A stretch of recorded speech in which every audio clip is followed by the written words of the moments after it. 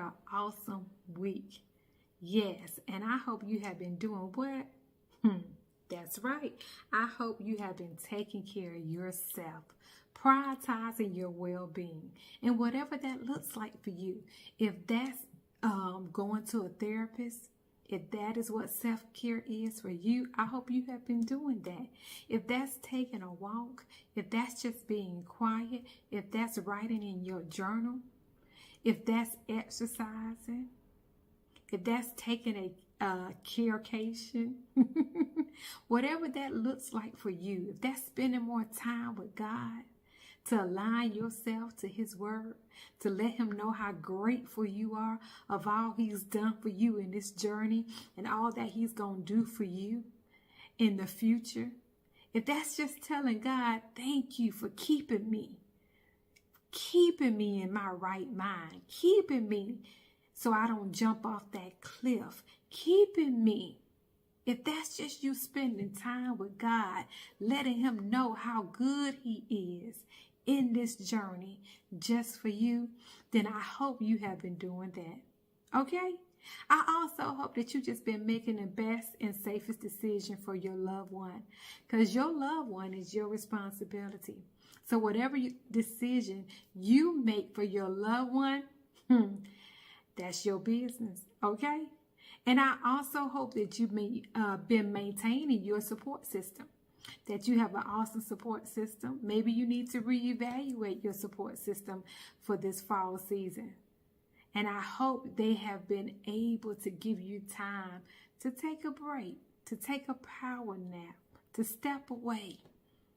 If you've been doing those three things, then you are making sure that you're going to keep living in your right mind in this journey, okay? Well, thanks for joining me today right here on We Empower Nation. I have been enjoying broadcasting and just giving you good tips and providing you with some awesome guests to share with you their knowledge and expertise and experiences. And on today, I'm going to give you some tips to help you prepare to take your fall Care-Cation. Okay?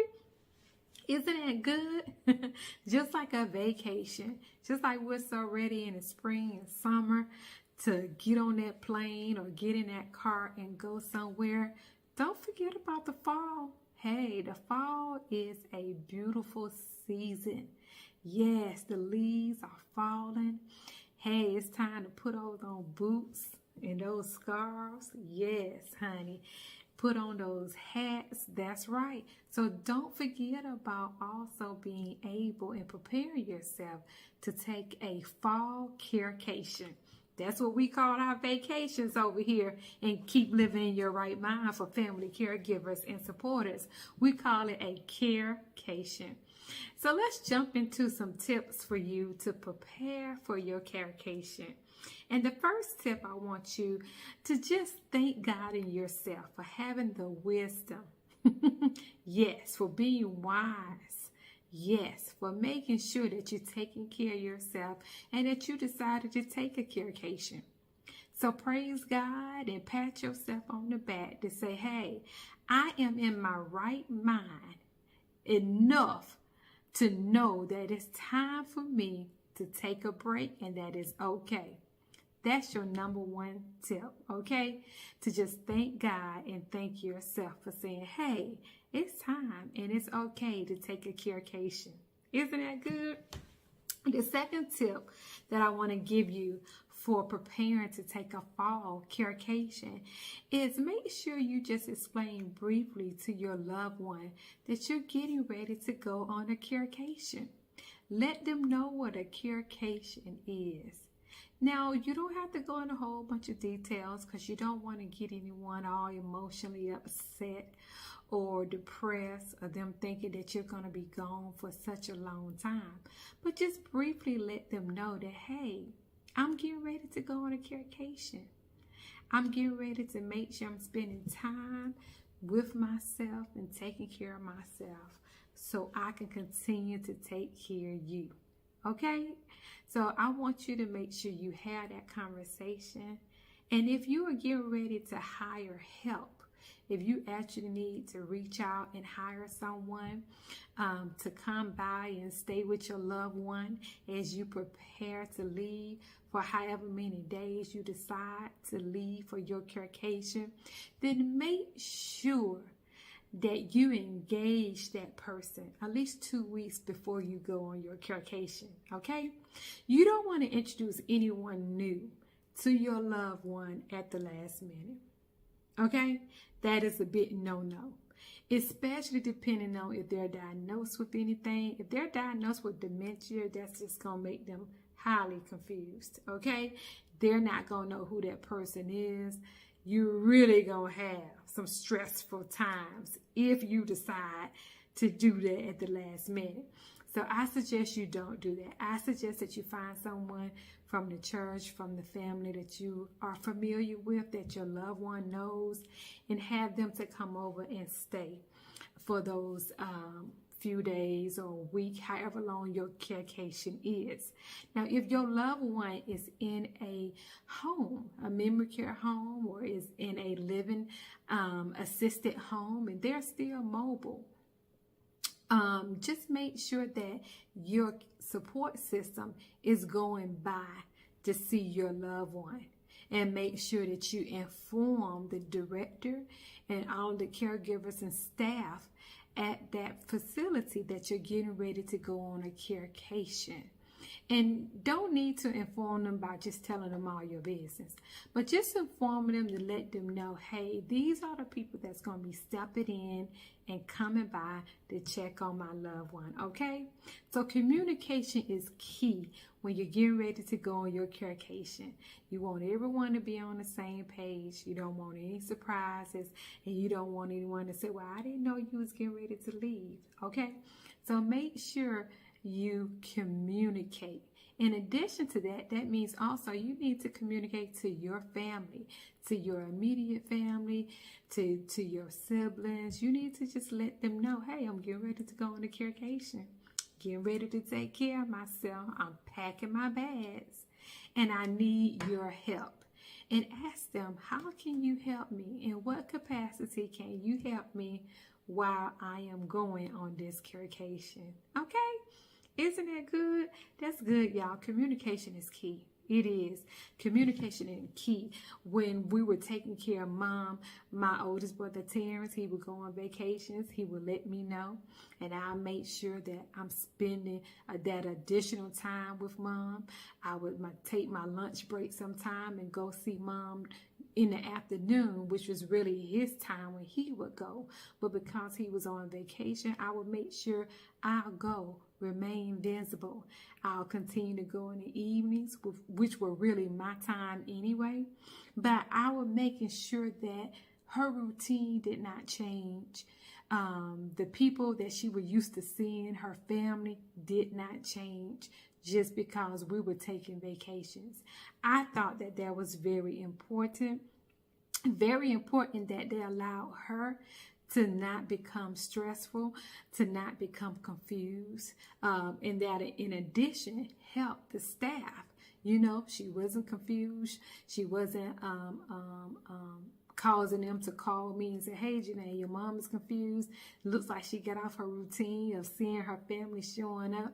So we didn't have those particular issues because we communicated and we planned.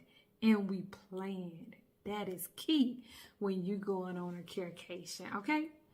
The third or fourth item, I don't know where I'm at, bless my heart, is to make sure that even all this communicating and all this planning, that you document the care routine.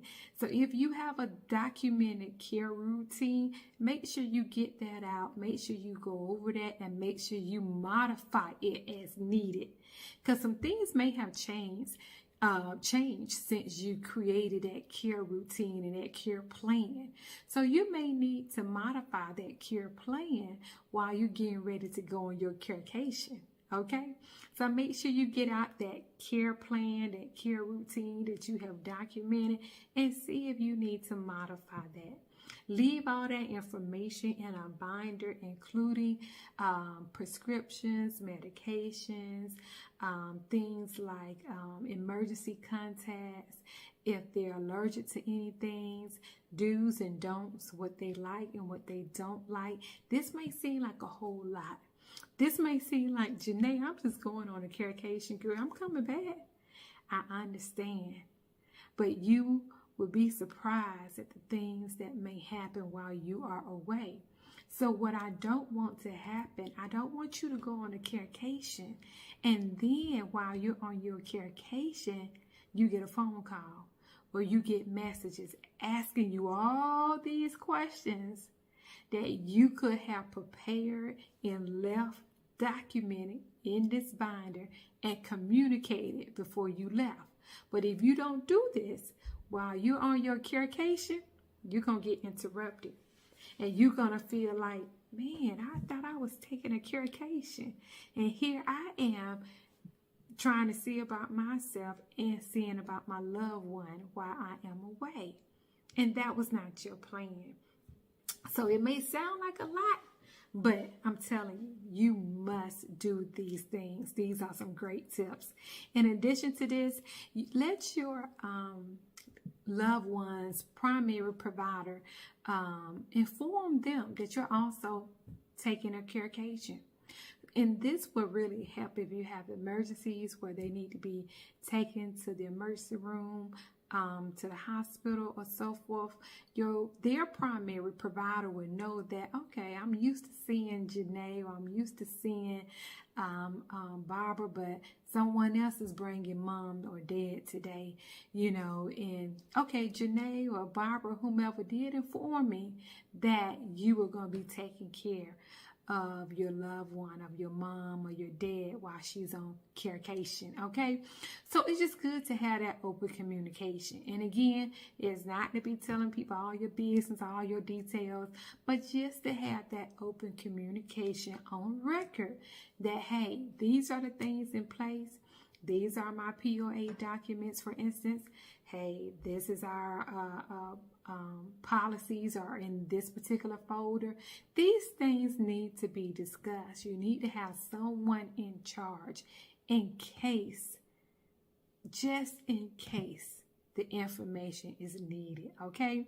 And this is not to stress you out, to say, oh Lord, what's going to happen while I'm on my Care-Cation? No, this is just to help prepare you, okay? The fifth thing that you need to make sure you do is that you set up and you test this before you leave. You make sure that whomever is going to be the caregiver for your loved one, the primary caregiver while you are away, that they have FaceTime on their phone, on their device. And this is very important, you all. You may think, well, everyone should have FaceTime by now on their device, or some type of app, where you can FaceTime with your loved one. But you may find yourself in a stressful situation. You may not think about this at the moment. In that stressful moment, something may happen. In that 911 moment, you may not think about FaceTime, okay? I'm going to give you a prime example. We were coming back from our vacation, and we had a delay. And so we were in the airport in Miami, standing there waiting for our baggages at baggage claim. It was about 2 or 3 ladies over to my left. I can hear them talking on the phone, sounding like they were talking to their mom and to a caregiver. And I kept hearing one of the ladies say, Mom, I'll be home soon. We're getting ready. We're trying to board the plane. We're getting our baggages. I'll be home soon. Everything's going to be okay. And then she was telling the caregiver, give Mom her Ensure. Give her her favorite flavor, get her ready for bed. It's time for bed. And I can hear the frustration. I can hear the concern in her voice, and I can see it all on her face. She started kind of, moving back and forth. And I just kept watching and listening, okay? Some may say, okay, Genea, you was being nosy. No, I have such a passion for caregivers and loved ones that I just always want to help. So in that moment, I say, you know what? They need help. They really need help. So I motioned over to one of the ladies and just said, hey, excuse me. I said, do you all have FaceTime? And she said, yeah, we have FaceTime. I said, tell her to use FaceTime so her mother can see her and she can see her mother and she can see the caregiver. And she said, okay. And so they walked over to the side and got on FaceTime.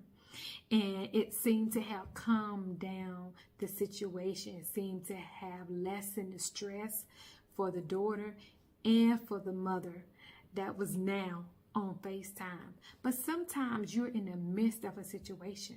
She's trying to get her bags just like I'm trying to get my luggage. You know, they're trying to get to their flight just like we're trying to get to our flight. And she wasn't really thinking about FaceTime. She was just thinking, hey, the caregiver called me. Mom is upset. I need to try to calm mom down.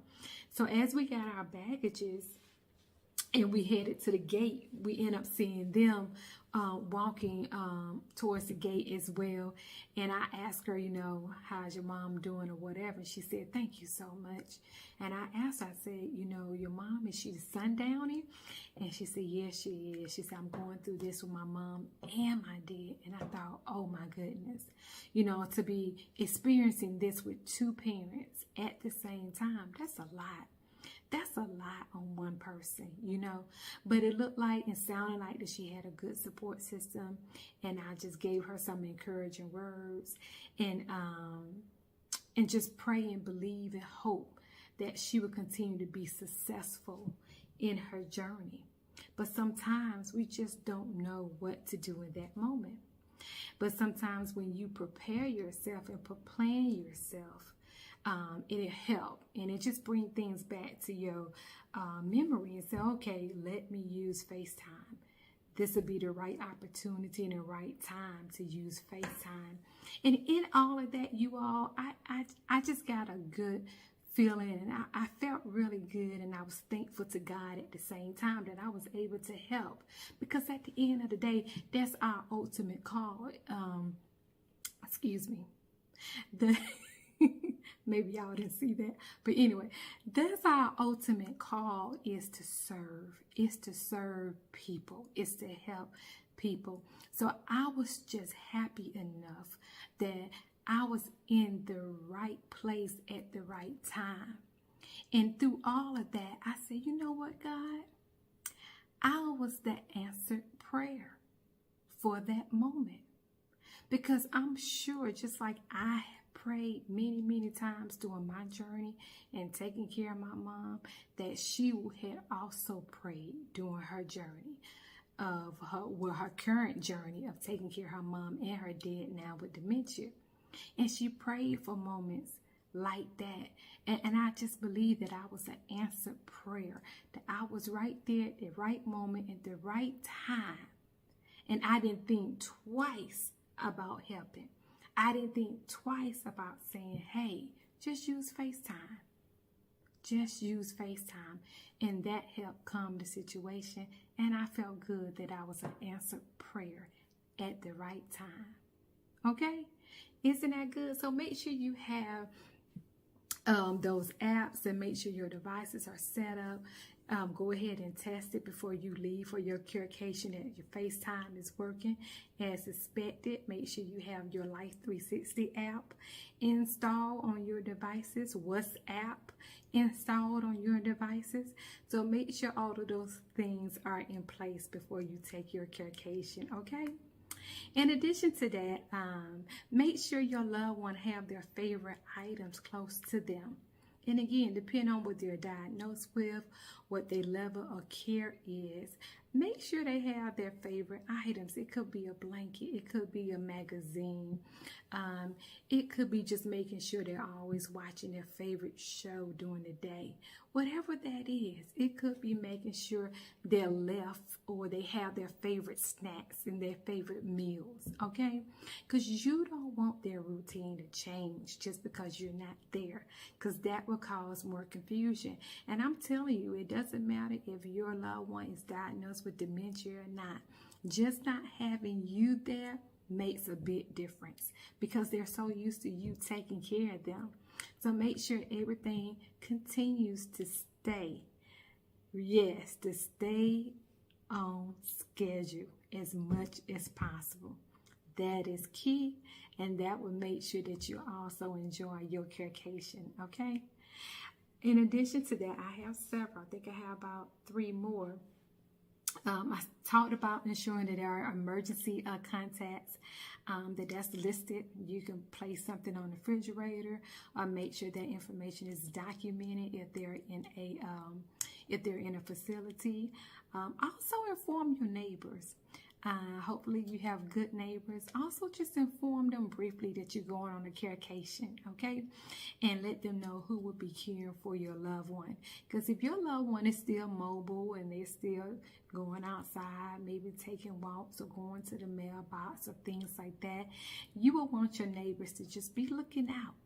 Just in case, they seem to be wandering off. You just want your neighbors to know that, wait a minute, okay, Barbara is on a vacation, Care-Cation.